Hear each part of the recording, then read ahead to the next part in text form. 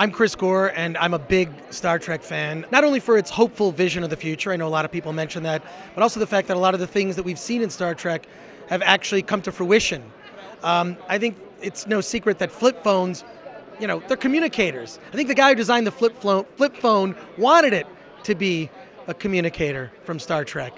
I think at some point we're going to have these Bluetooth devices actually right on our lapels like a pin, shaped appropriately. But I love the hopeful vision of the future and the fact that the technology actually exists. I also love the fact that in the future people have gotten away from all these sort of stupid baggage of racism and sexism.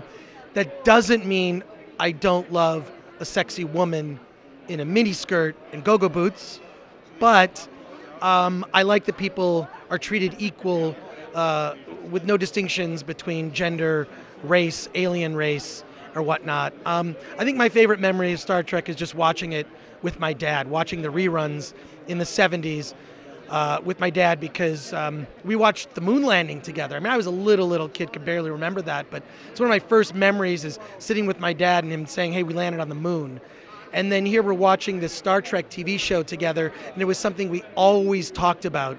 And my dad at the time worked in computers, which was, in the 70s, was a weird job to have because computers were a giant bank of, we're talking walls and walls, like whole floors of computers. And the very first video game I played with my dad at his work on a Saturday when he had to go was a text-based Star Trek adventure.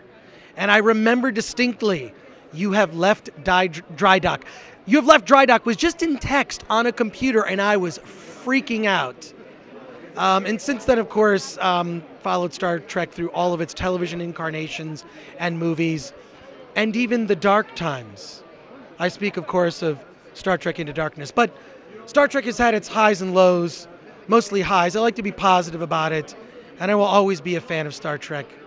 I'm Chris Gore. Out.